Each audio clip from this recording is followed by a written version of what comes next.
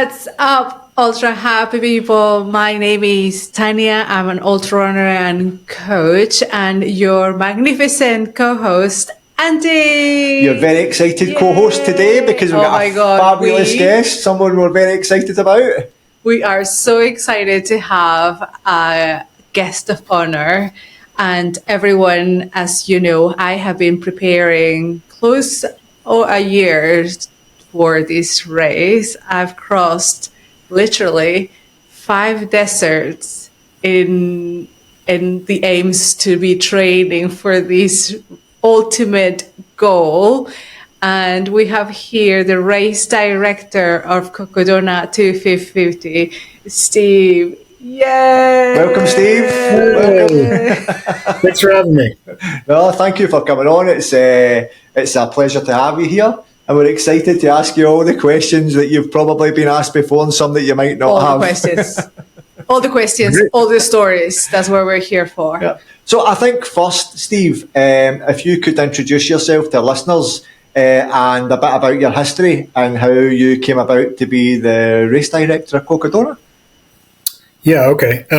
So my name is Steve Aderholt. I, as you said, am the race director of the Cocodona 250 race, and I've been putting on events, mainly running events for the past 15 years. I started with a company called Ragnar that puts on running relay races and started a trail series for them. Yeah, and then cool.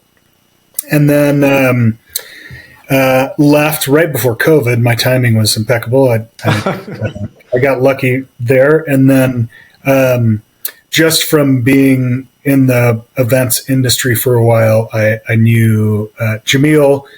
We set up a meeting, and I was looking for work. He was looking for somebody to take on this idea that he had, which was this 250-mile race from basically Phoenix to Flagstaff. That was kind of the concept. He had a rough idea of the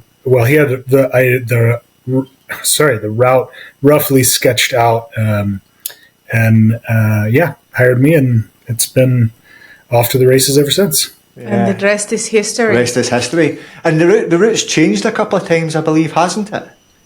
It has, yeah. It changes every year, not on purpose, but the first year we put together the course and then found that there was a better connection from Sedona up onto the Coconino Plateau, and which made the aid stations better, the access to the aid stations better, the course better. So we changed up. That was a pretty drastic change going into year 2. And then there was a fire 8 days before the race. We had to scrap the course and start over. We had like 90 or 100 miles of new course that year. And then, so year 3, we kind of settled into what we thought was going to be our course going forward. But then the Forest Service started telling us that there were issues with endangered species. And so really the past 2 years, we've been working to try and avoid as many of the places where these endangered species live. And hopefully now, in the 5th year, we have the final version of the course. Okay. It probably won't be, but hopefully it is. Yeah. Well, we're watching that it was that you guys had to change it because of the Mexicans. Oh, the Mexican barnacles, is it? Let's make sure that we get that correct. It's the Mexican spotted owl. Tanya being Mexican, she's always saying it. Our people are out there somewhere. I was like, that is the best. We need to protect the Mexicans. Yeah. And Andy's like, it's an owl. It's an animal. But we need to protect them. We need to protect the Mexicans. 100%. Totally agree, yes. That must have been a bit of a nightmare as a race director. Obviously terrible with the fires that had went on, but having to reroute and totally change the course that soon before the race. Can't imagine that. Yeah, it is. It was a nightmare. You're always, as a race director, the closer you get to the race, the more tasks that you have. You can't 8 months out, there's only so many things you can do to prepare. But then one month out, you have all these things that you need to finish up and finalize. So it's kind of like this bottleneck of time compared to all the tasks that you have to do. But 8 days before the race, hopefully you have most of those done. And I was in a great position that year. I was, ahead of schedule, and kind of everything was really smooth. And then, the fire popped up, and it kind of throws. I mean, a major course change like that, with 100 miles of new, almost half of the course being new. That's new aid stations, and all the aid stations changed. The volunteers changed. The logistics of transporting all of the supplies and tearing down aid stations and moving them, like everything changed. So it's like putting together a new 250-mile race in 8 days. Yeah, that's crazy. Even putting that communication out at that level must be really tough. Just putting a race so long, because it's a lot of distance. I can't imagine the logistics that you guys have to go through. Sure. It is. It's a lot. Yeah. And I think, as this distance, the 200-mile distance, is gaining popularity and more people want to experience it, and they should, because it's such a deep, rich experience. More and more race directors are going into trying to put it on, and it is a hard event to put on, I will tell you that. Yeah, I know, well, obviously to put on, and I bet it's even maybe as hard as running it or cross it. Yeah. No, it's harder. I know you have your own fair races under your belt. You've done a couple of 200s and 240s yourself. You've got the famous Moab under your belt, haven't you? I did, yeah. I did the only one, the 200-mile distance. Moab 240. Yeah. And how did it go? It was amazing. What really kind of everything fell into place exactly like it should. Everything worked out smooth, no problems, no issues, no blisters. You were ultra runner before, obviously, right? Yeah, you had okay. Yeah, and I approach things pretty, at this point in my kind of enjoyment running career, and also kind of as a race director going into not putting on a race like Cocodona, but going to a race to participate in. I don't have my aid station splits timed out. I don't have drop bags. I'm just like, whatever, we'll see. See how it goes. Maybe it's just because of the experience that I have as an ultra runner, and maybe it's just with the attitude of it's all going to work out. But everything did work out, which was great, and it was just an amazing experience, an amazing race, and great time with pacers and crew, and a beautiful course. So it was awesome. I hope I have the same luck this year. I hope so as well.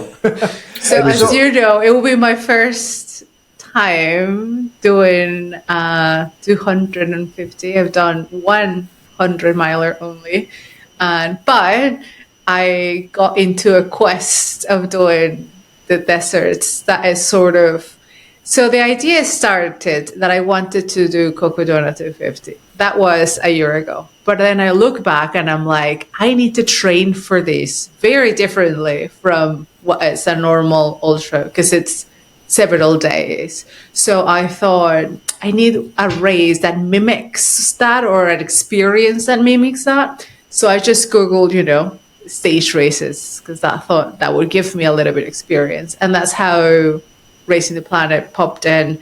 And then I was like, oh, there is 4. And then if you do a 5, and I was going to be the first Latin and the first Mexican to do the 5. And I was like, what? But then I seen the schedule, and I was like, oh, the last one is very close to Cocodona.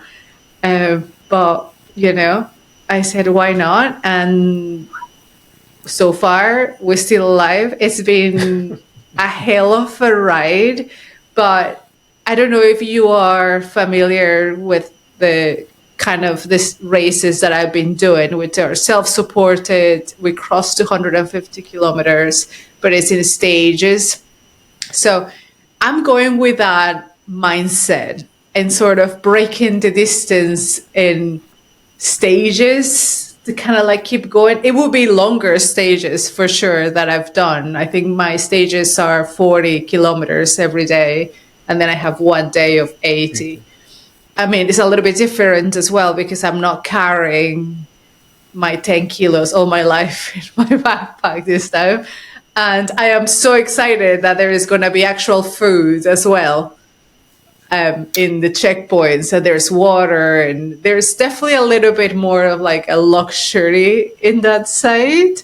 But what do you think that this experience that I've gone through would help me? Is sort of the same. I mean, it's not the same race, but at least do you think it will prepare me well? Oh yeah, absolutely. I think the best training that you can do, and honestly, from my perspective, the most enjoyable type of race is the multi-day stage race format, and that's how I approached Moab as well.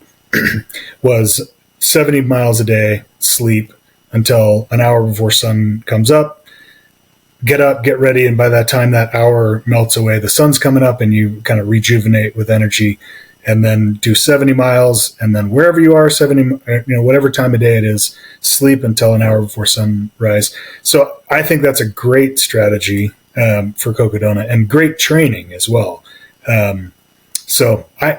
But that said, I mean, doing multi-day efforts is my favorite thing in the world to do. I don't like carrying all the stuff on my back, though. I mean, unless it's going to be like I hiked the PCT in 2019, and that was an amazing experience.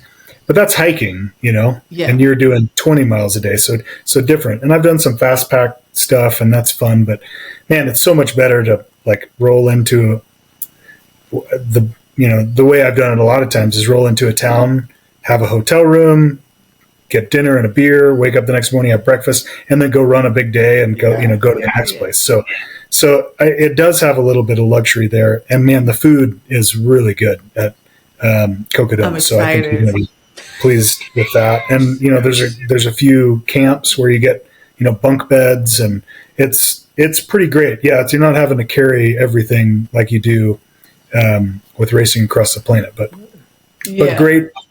great races to prepare for Cocodona. Okay. I think that one of the big changes for Tanya will be when she's been doing the deserts, for example.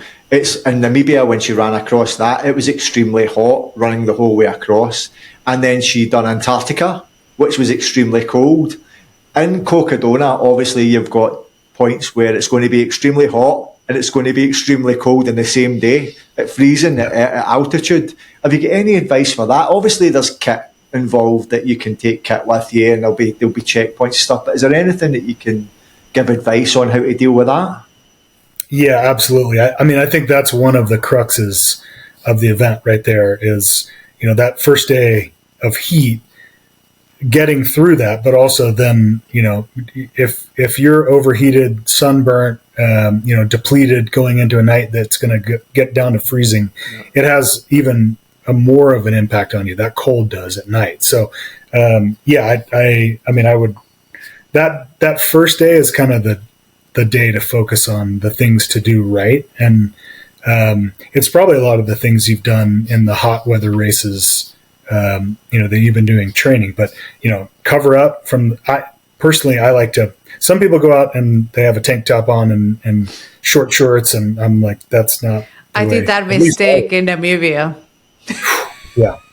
It zaps you. I've got the big hat, the sun gloves, the long sleeve. You look I was really like, cool. oh, you people are ridiculous. I have Mexican skin. Like, my skin can take the sun. Not like you, Whiteys. I'm fine. And then, like, day 3, my skin, it was not burned, but I could feel hotter.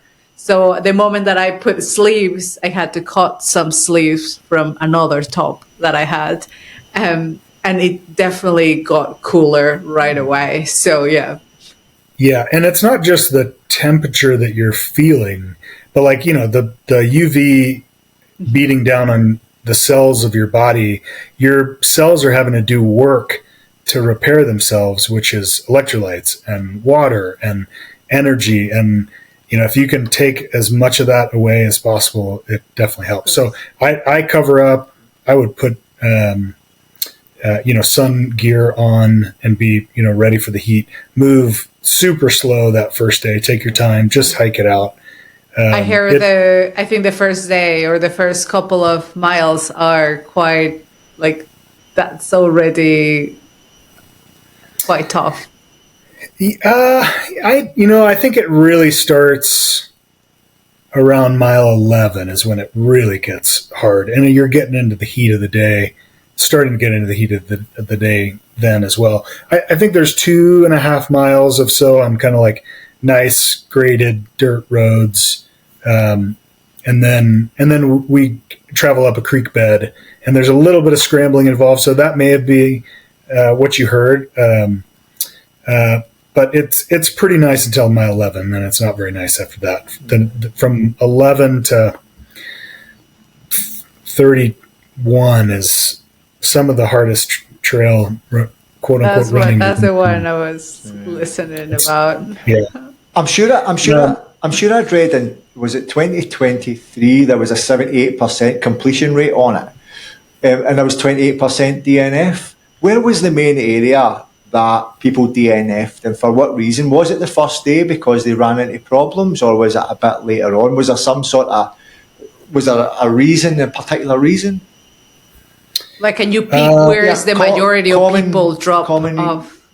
Yeah, I mean the highest percentage of drops is in the first 80, 90 miles, right, for sure. That's drastically, after that it drastically drops off. Right. Okay.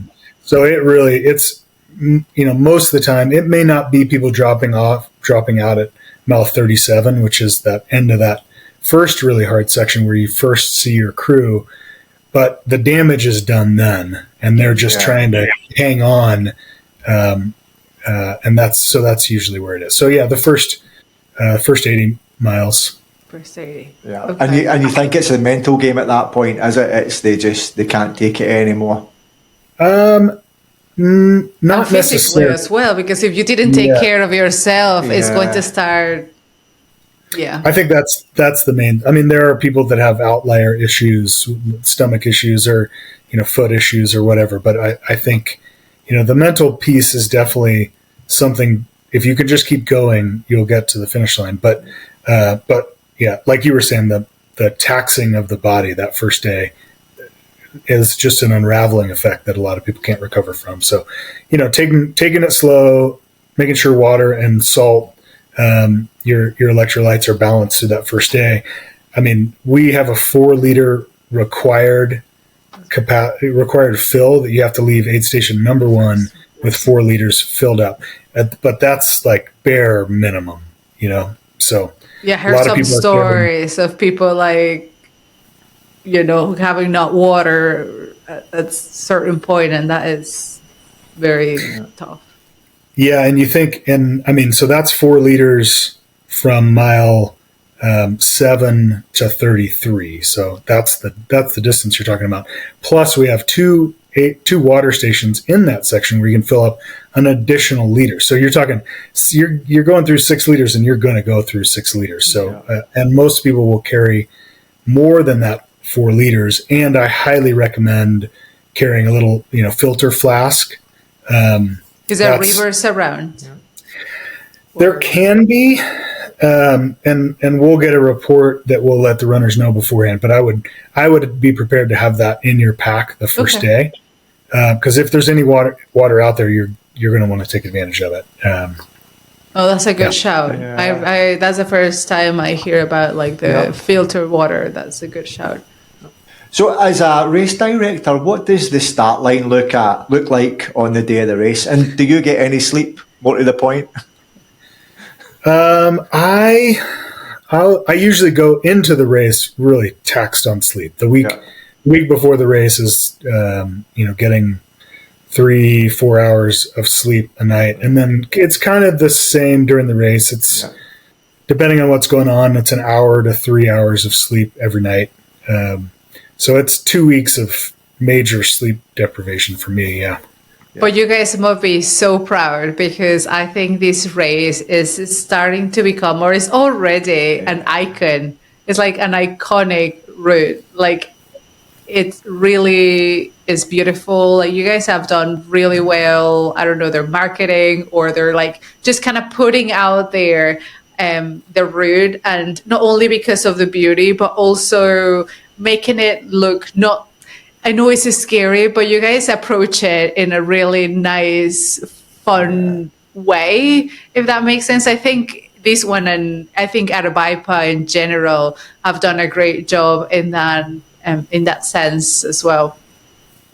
Well, thanks. Yeah, I think a lot of it is the distance. The 200-mile distance is such a great experience for runners, pacers, and crew.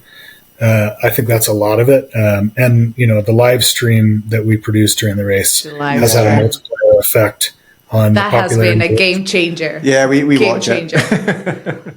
I just leave watching the whole thing. I don't know what's the whole point. I don't know anyone or nothing, but I just like to watch, just look at them. I don't know anyone personally that has done the race either. So just you. Well, I think you'll definitely meet people out there. You'll be out there for a long time, and you'll meet people, and for sure, it becomes a community. Trail running and ultra running is a small community, and we end up meeting people from all over the place, and I'm sure you'll do that at Cocodona too. And in the future, then after you hit the finish line in Heritage Square, in future years when you're tuning back into the live stream, you'll be like, oh, I know them, and I know her, and I know them. Yeah, for sure. I'm going to just be cruising this year with my friend Courtney. So, In fact, that's a question I have for you. So I think, am I right in saying that just over 59 hours is the fastest on course so far? Yep, that is correct, yes. And then Courtney is doing this year, so obviously she had done Moab in 58, which is a bit shorter. I think it's quite exciting this year to see what she's going to turn out. Oh yeah, we're extremely excited to have Courtney on the field and see what she does. Last year, the men's field was very strong. We had last year was the fourth year. We had the previous 3 first place men and the first place male from the 125 distance, all competing, as well as other great runners. This year, it's really the women's field that is so strong, and Courtney is obviously right at the front of that pack. So we can't wait to see what she does. I don't know if you agree, Steve, but the longer the distance, the women are just like taking on the men. Oh, I do agree, and but not just the longer the distance. The females are some awesome runners out there. Yeah, absolutely. Speaking about women, do you know how percentage of women? Because I couldn't see obviously the participants. Is it a big range, or do you have like 50-50? No yet.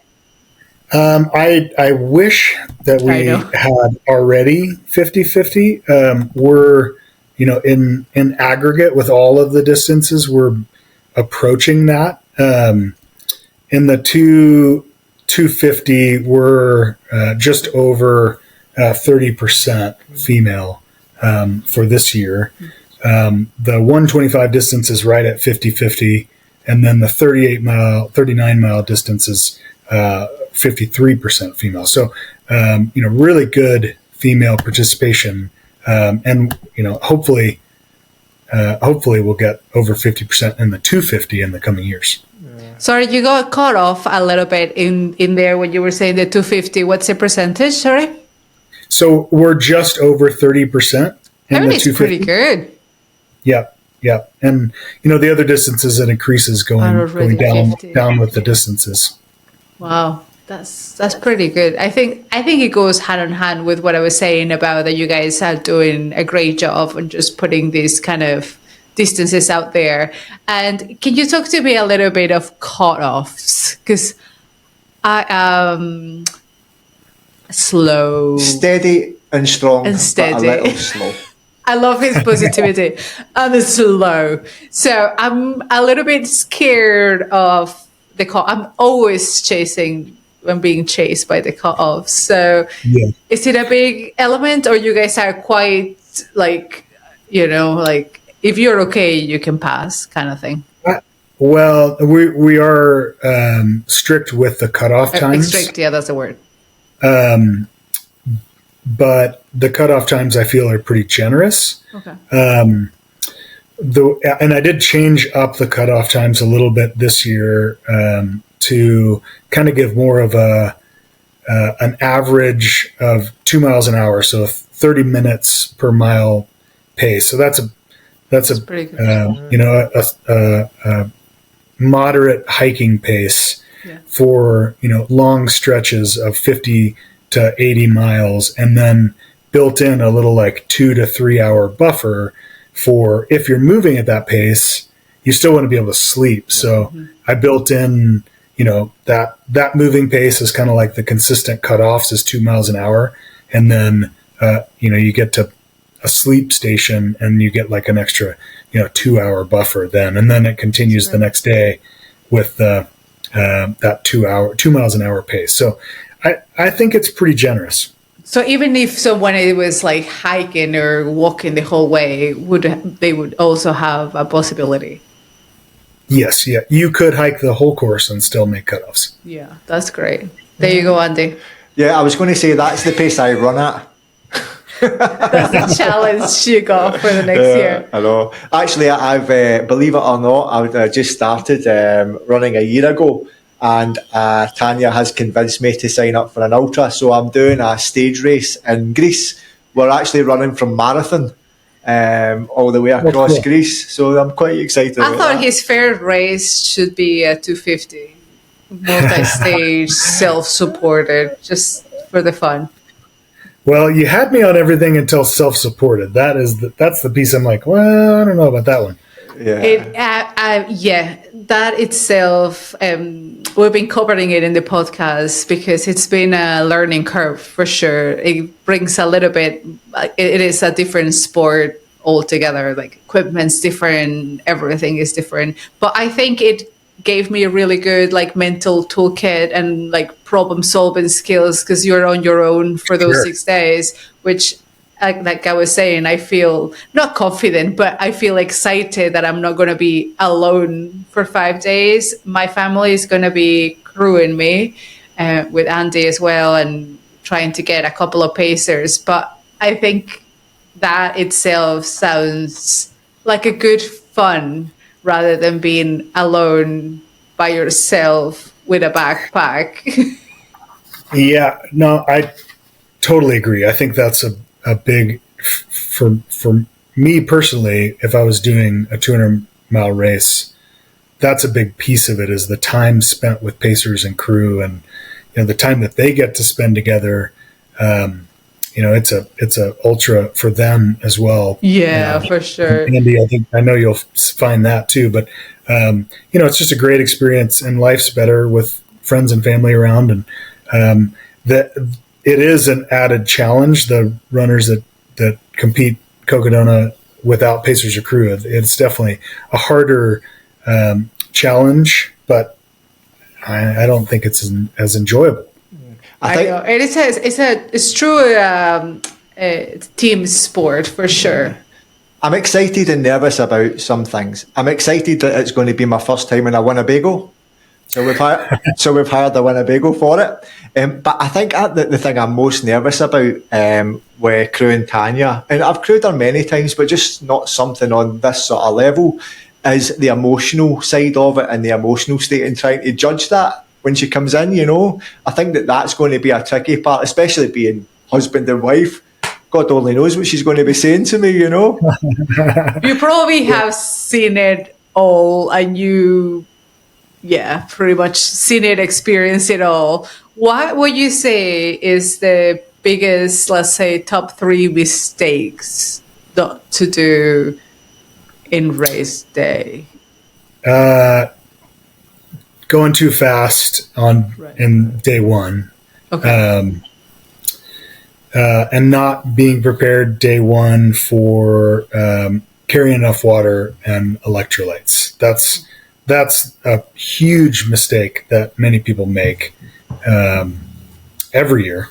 I think another thing that you can do to help yourself is, is sleep.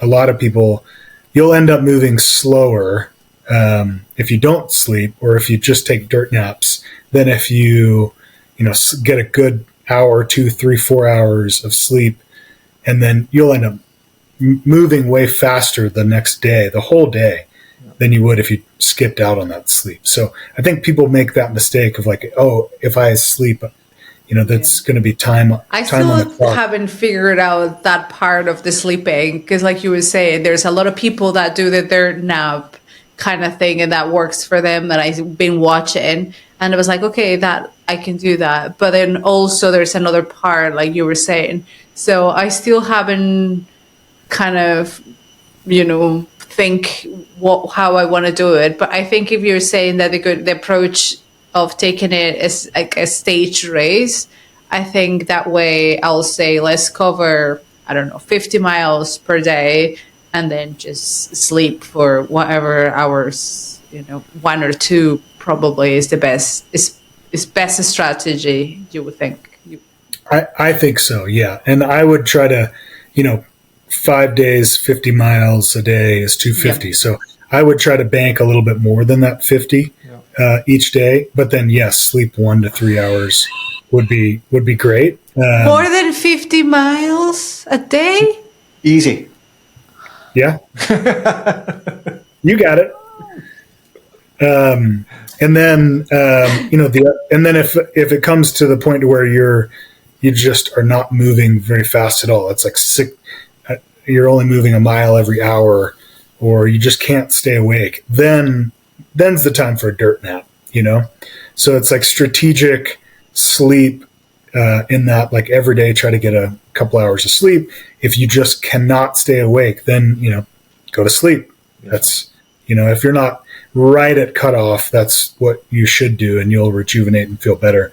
And I guess the other piece of advice, day 2 and 3, so going through the Prescott Valley and then going through the Verde Valley, they both get really hot, or they can get really hot in the heat of the day. It won't be like day 1. Day 1's going to be, the hottest and hardest section, but day 2 and 3 also get hot. So, if you're in the heat of the day and you're at a sleep station, it's not a bad idea to just sleep that, through that heat of the day, and don't take that punishment. That's what I was telling Andy. Yeah. It's better to sleep in the day. That's what I did in Jordan as well. Yeah, and I was getting murdered by the sun, so I was just waiting until 5 p.m. so I could start crawling up the dunes. Yeah, that's a really good idea. And then the other thing is, it does get very cold. So we have specific aid stations where we're checking gear to make sure that you have essentially cold weather gear going into those, those really cold sections. And it does get really cold. So you got to be prepared for that too. When we got the document through from you guys, we sat down and you look at the race course, and we're trying to plan out for crew and meetups to sleep. But I think we need definitely to go back and have a look at it again, don't we? Because I don't think our plan is going to work. You just messed up our plan, Steve. Well, better knowing now than later on. Yeah. Now I need to do over 50 miles. I don't know, Steve. Actually, I don't know. There was actually a point where you were considering the first day cracking the whole 100, but I don't think so. Yes, try to crack 100 and get that under your belt, and then trying to because that would obviously bank a certain amount of time to allow some sleep, and it was almost the run until you can't run and have a good sleep. But then you're now thinking that could be different. Now Steve's changing the whole game. I would at least try. I would try to get to the second crew access aid station, which is Whiskey Row. I think Andy definitely will be there. Yeah. In fact, before we come on, I think I said to you that's the part I'm excited for. Maybe I'll meet you there for a drink. Yes, I will have a whiskey. Good. Yeah, I would try to make it there before you sleep. there's a couple of aid stations going into Whiskey Row that are camps that we do have sleep stations, but you don't have access to your crew. So it's a little bit more challenging. So like if you get to that point and you just really need to sleep, that availability is there. But I'd try to get to, I think it's mile 78 to Whiskey Row. Yeah, because I was thinking, like, according to my experience, I could probably push 30 hours without sleeping, without feeling bad or anything. So that's what I was like, maybe I could do. I mean, yeah, around 70 probably. Yeah, that's about right. Yeah. Okay. I think that one of the parts of the course when I was looking at it, and I was going to say, I don't know what sadist decided this would be the finish line, but that elevation, Mount Eldon. Before you go into Flagstaff, when we looked at it, we laughed nervously when we seen it, because obviously that's the point where everybody's in their last legs, literally, and they get there, and I can just imagine the look on everyone's face for the first time when they see it. So I think that's, I mean, it's one of those things that's quite nerve-wracking. Any advice on that? Well, so we had a course change this year on how we go up Mount Eldon. Is that final climb that you're talking about? Yeah, that's right. To 9,000 feet. I mean, we couldn't go into Flagstaff and up on the Cocodona Plateau. And just, once you get up onto the plateau, it's pretty flat. Yeah. We couldn't just roll all the way to the finish line. We have to get one of these mountains around Flagstaff at least into the race. So yeah, but it is a challenging piece. In previous years, we've gone up Mount Eldon via the Mount Eldon Lookout Trail, which is a very steep, lots of switchbacks, big steps, super rocky.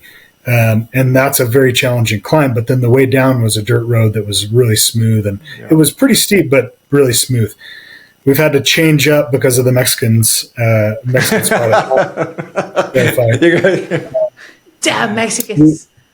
We go up a really nice, smooth trail, the New Heart Trail, but then we come down the Mount Eldon Lookout Trail. So in years past, people are just moving so slow going up Mount Eldon, and it's just like one step and then they like wait a minute, and then one step and then they take a break. But now that's going to be coming down that trail. So I think you're enjoying it too much. Look at his face. Smiling, I know. I think the nervousness is, and one of the things that we were talking about in the planning of it is you don't want to hit that at night time, because granted you've got your headlamp and you can get down and you'll take care, but I think you want to try and hit it in daylight if possible. I don't think you can plan for that. Yeah, it's just going to happen. What is going to happen? Yeah, I agree. You can put all these plans into place, and then however it unfolds, I learned that there's no plans. Yeah. Roll with the punches, but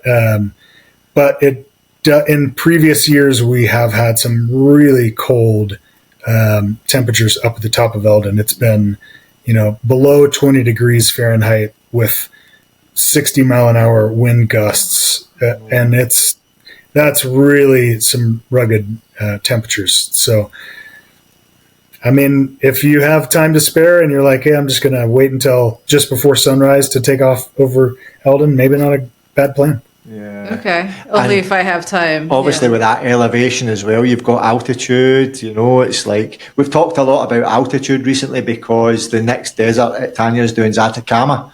So that's 4,000 meters above sea level. So it's going to be good in the sense that she has got that beforehand. And then she's going to Mexico afterwards, which is 2,400. So the elevation thing should be good for you. You shouldn't really have a problem with that. That's good. I'm just a little worried that is maybe a little bit too close to Cocodona, like 2 weeks I have. So. 2 weeks? Yeah. Oh, no. That's pretty. 4 weeks. 4 weeks. It's 4 weeks, sorry. Yeah, 4 weeks. 4 weeks. Yeah. I mean, that's I think that's probably enough time. It's pushing it, but have you had a lot of runners at Cocodona have issues with their lungs. It's not necessarily altitude related. It is, I'm sure, to some degree, but it's just there's a lot of dust. The trails get dusty, and being at the back of the pack, there's a lot of dust that gets kicked up, and a lot of people have respiratory issues. So have you come across that? Have you had those issues? Not really. Namibia a little bit. There was a little dirt roads, but it was just a short section. Everything else was sand, and sand doesn't really pick up. It's just dirt, like you were saying, dirt roads. And I haven't done many dirt roads. It's been deserts. So no yet. So another idea is maybe a buff. Yeah. So I've seen plenty of people run, with the buff covering their mouth, especially in dusty sections. Yeah. But, it eventually that gets really old and tiresome to do. But, whatever. I run with a buff, but it was because it was very dry. So I would put water in my buff and then just to put it and just to cover from the sun, to be honest. It was just, I think Namibia were like 54 degrees. So it was like over 100 and plus.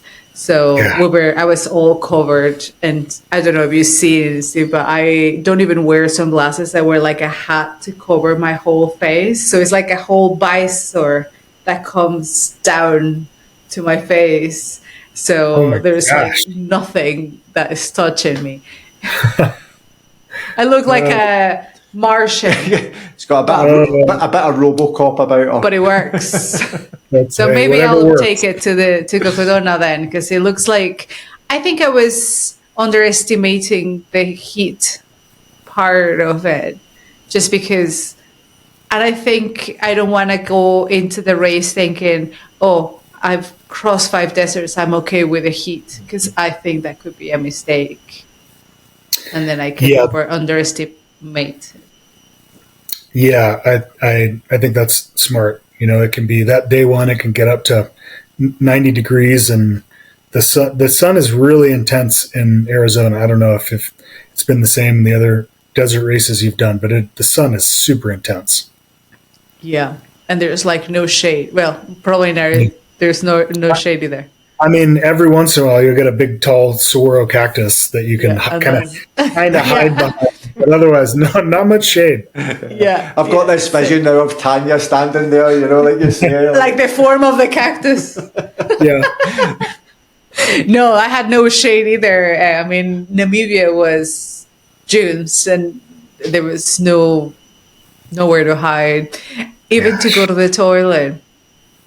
Yeah. Can you imagine? There was nowhere. So don't be shy. At least I have a cactus to hide. It seems to be every ultra runner's favourite topic is the toilet. Yeah. Well, we'll have toilets at every aid station, so there you go. Yeah. That's a luxury for Tania. Normally she has to dig a hole. Yeah. No more digging a hole. I'm so excited. Like, there is food. There is no digging a hole. I don't need to carry. I can change clothes. That is going to be, like, I feel like that's going to change a whole game changer. If I can just change my top or something, like, just to feel refreshed, Yeah. Yep. Yeah, I think that's right. We usually don't change anything. I know, that sounds really challenging. Yeah, and your experience with carrying weight is going to help you on day one too, because that's just a lot of weight just in water. Yeah. I was listening to some of the guys saying that they need to carry 5 kilos, and they're like, "Oh my god, that is super heavy and super challenging." I was like, "That's half of what I usually carry, so that sounds like a good deal. I can do 5." Yeah, you are going to be fine. Well, I am super excited to obviously come up there. It will be my first time even in Phoenix. Yeah. I've never been. So, do you have a lot of Mexicans apart from the owls? We do. We have a lot of wonderful people from Mexico and Arizona. Yay! I'm excited to, I don't know. Yeah, because we're out in Dubai. So there's not many Mexicans here, so Tanya feels so I'm very excited to go and I don't know. Yeah. And then obviously I think the US has, even though you said it's a small community, it's larger than other places. And like, I don't know, the UK, I lived in the UK, we lived in Scotland before, and even though it's a straight community, it's very small. And in here in the UAE, same, even smaller. Here, yeah. So the US has a large trail community and ultra trail. I think everyone's embracing it, the whole ultra distance, and it's grown so much, obviously, that I am excited even to see a couple of people that I follow in social media, and that is going to be, I don't know, that will be a good experience, I think, to see all the people that, you know, across the pond, and you follow them, and you sometimes have messaged these people and we don't know each other, then I'm going to be going and visiting them this time. Yeah, that's awesome. It is a really great community, and I think we might be in the golden age of this ultra distance running. So soak it up and enjoy it. I think so. And I hope more women also decide to join in. And that's sort of my another second objective I always put out there. Like, you don't need to be, you know, a certain age or certain weight or certain looks or anything to do these races. And more so, the longer the race. I don't know if you agree, Steve, but I think fitness plays maybe not so much in these ultra distances, and more so 200 over. I think the fitness takes a second priority, and then you know, being smart and know how to take care of yourself and all that, and your mental game. That's where it really is. Yeah, I do agree. You know, the mental strength and the experience to make sure that you know how to get through all these, you know, problems that you're going to come up against, and make sure that you've already figured out foot care and stomach issues and heat and, you know, all this experience that it takes to get to this distance, you know, and then just the will to keep going no matter what are the things that are the most important. I totally agree. You don't have to be fast. No, it's funny. I was saying that it's the only sport, I think, except for golf, that you get better at as you get older. It's funny, you get to the start line, even though the races I've crewed Tanya on, and the average age is like 55 or 65. I think the US is getting better. Yeah. You guys have younger people. Yeah. In the UK, I realized they were, but again, it's very small, and they were older. Racing the Planet as well, I'm usually one of the youngest ones, but I think the US is getting better. Last year we had 2 74-year-olds finish. Wow. And 1 16-year-old finish. Wow. That is amazing. 60. That is amazing, isn't it? There is a kid in my races that is doing also what I'm doing, and he's 16 as well. I love him, and every time he's like, I should be in school, but I'm here running the world. Imagine going back and telling your friends. He's just doing it to skip school. Yeah. But every time you ask him, he's like, I need to be in school, but I'm here in the middle of Antarctica. Making memories. Oh, that's awesome. I was like, that is amazing. It's funny you talking about the golden age of ultra running. And it's something I always ask people. It seems like ultra running is just so under-narrated. It's like there's not very much media out there. And I think that you guys are doing a fantastic job in getting that message out there. Do you see that there's there's nothing in the Olympics. You never see anything really televised. Do you think that will change in the future? Well, it already has changed from, you know, when 100-mile races really started to pick up in the 70s, 80s. You know, the experiences back then, I think, are different now with kind of what you're talking about and I think a lot of the people that ran then have the perspective that it should be this crusty, unknown, very small niche thing. And, it still is to some degree. We kind of, even those of us that aren't consider ourselves dirt bags, and, we would sleep in the ground in the middle of a race. And, but the sport has changed, and it's going to continue to change. And I think the live streams are bringing visibility to the race to the sport of ultra running, that people are able to watch it that wouldn't be able to otherwise watch it or understand it. People, you try to explain running 250 miles and people just can't understand. Do you sleep? Like, how does that work? What if you have to go to the bathroom? And so, which are questions that we've talked about too, but people just don't get it. It's hard to get it unless you understand it. And so, these live streams and, other media types are helping the greater population understand what it's all about. I also think because of the live stream, for example, like I said, I watch it. Yeah, we watch it. You can see that the diversity of the people that are doing it. So it makes it look less scary, and it's more friendly. And you're like, okay, if that person is doing it, maybe, I could. And it just shows that there's a possibility rather than just showcasing, I don't know, the super fast ones all the time, or the ones that look certain way, or very killing your net, or very, you're like, oh, I will never look like that. I will never be fast as that. Yeah. And then you will not even attempt it because that will be way too unattainable.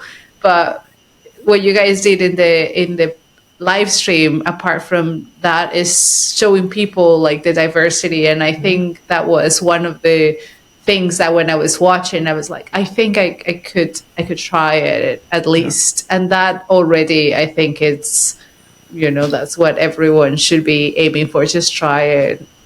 I don't know if I'll finish it, but I'm going to try. Yeah, I love it. That's the great attitude to have. Yeah, I agree. It is great to see the diversity continuing to increase.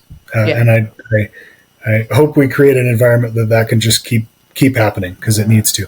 No, I'm sure you will. I read somewhere that ultra running itself has increased by over 1,000% in the past 5 years.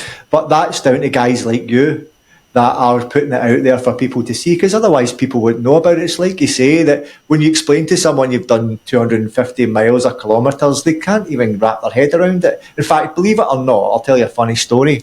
We went to a doctor here. Tania had a spike in her cortisol, and we went to a doctor. Wonder here, why? And a doctor that was a specialist in cortisol. And we said to her, right, Tania does these races. She does like stage races. So it was a marathon 4 days in a row and then a double marathon. And she's like, what do you mean? Like that. Well, she does like a marathon every day. Yeah. And we took, I swear, 20 minutes to explain to this woman what an ultra marathon runner, and it blew her mind. And I think coming out of that, we were kind of like, that's a doctor who's a specialist in cortisol that doesn't even know these things exist. That was kind of mind-blowing to us. Yeah, I know. And doctors often will say, my partner, she was just at the doctor the other day, and the doctor said, you would be better off not being an ultra runner, Oh, and that's for sure. And that's in Boulder, Colorado, which is a place where it should like ultra running was born there. That's bad for you. That's crazy, isn't it? Everything, because I go and I had a spike in my cortisol. So I go to the doctor, and the doctor's like, oh, you just need to relax. Just go and work out outside with fresh air. And I'm like, hold on a minute. I need to explain to you what I think that actually put me in this place is that. Yeah. Because obviously, I mean, go back to the women chat. There's not many women, and there's not many studies. And, I'm trying to still understand a little bit what my body is going through, because I put him through a hell of a year, and obviously facing all those changes and things that have happened to me, it's been kind of like eye-opening as well. But I am so excited to take it even further in Cocodona. Yeah. So we're about to come up to our time, and we always like to ask our guests a question.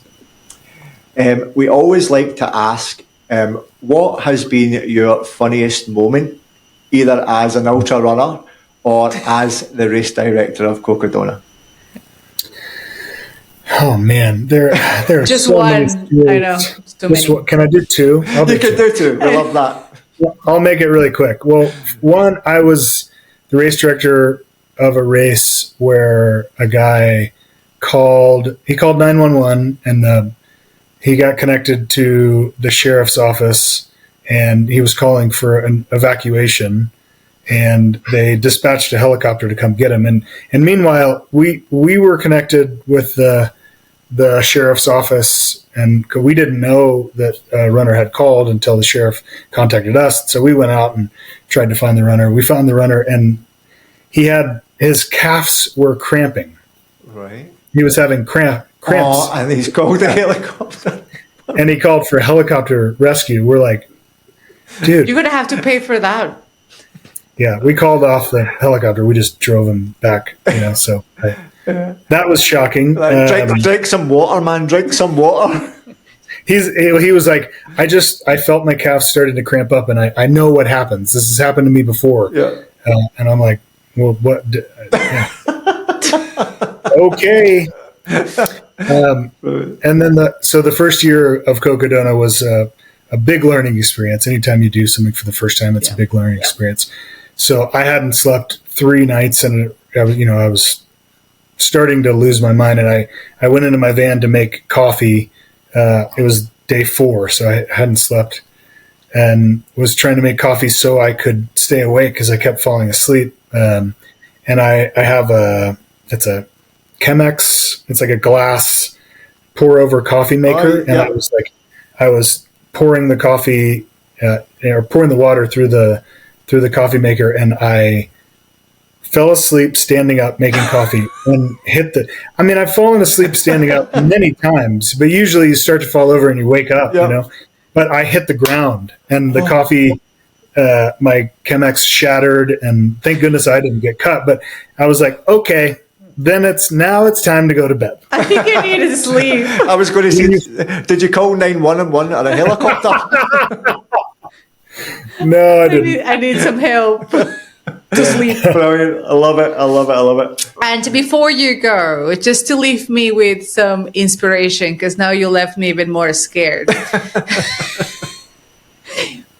Have you seen, obviously, through these years in Cocodona, one story that you want to share with me and with everyone listening, like a good inspirational? I just love those stories, of like, I don't know, that you've seen that is worth telling. Again, so many stories. It's hard to pick one, but last year at the race, we had a runner who took a fall. She was in first place, female by like 20 miles. She was in the lead, and she took a fall and busted her mouth open really good. And Mika Thews is the runner. Sorry, I was blanking on her name, but she took a fall and she dropped herself out of the race because she kind of had her bell rung and she was bleeding, and called the race. And that was I think her third time trying to run the race. She's won other 200-mile distances, has never been able to win Cocodona, and so she had the lead by 20 miles, and she dropped out. And then later, so she DNF'd, and then later called me and said, "Hey, can I get back in the race?" And she ended up taking third, and we allowed it. There was a checklist of things that I had to make sure that it was copacetic. And we changed our rules a little bit this now on DNFs, but a lot of people will want to drop out of the race. They'll fill out the drop form and then get 6 hours sleep and then be like, why did I drop out? I feel fine, and want to come back in. And we want them to do that because what it's about is finishing and the experience. I love that. So you do guys accept that? Yeah. Again, there are a checklist of things you have to follow. It's possible. And we put a plan in place that it's a little bit more structured this year. But the fact that, Mika had first place in the bag and had to drop out because of an injury and then came back and finished is what this sport is all about. Yeah. So I love that. And I love that you said that that's very unusual from races. And I love to have that option. Same thing, because for example, the ones that I'm doing, if you DNF, that's it. You're shipped back home. So it's scary. It's a great common sense rule, isn't it? It's common sense. Because in the stage races, you may think, if I want to drop out one day, let me continue the next day, even though if I'm not racing, I don't want the medal or anything. I travel half of the world just to be here. Just let me walk it, or but it's not allowed. So why not? You're paying for it. Yeah. Exactly. You put all this effort into it. What it's about is the experience. Now, I mean, if it's a podium spot, maybe okay, then it can't be a podium spot. But you can do the course without being a racer, just to say you've done the course. Yeah. To say you've done the course. Yeah, just finish it without being an actual finisher, but at least you can experience it or whatever. But it's not allowed. So that's great that I can have a change of heart in this maybe. Yeah, but it's for the small cases. We don't want you doing that. Yeah. You will never. No. I'm not going to do that. You should have said it's not allowed. I know. Now I'm going to have that. All right. I'm less scared now. That was a very good story. Well, thank you so much, Steve. I cannot wait to meet you in person later on the year. And Whiskey Row, remember? And Whiskey Row. Yes. have some tequila for me to party with you guys. And awesome.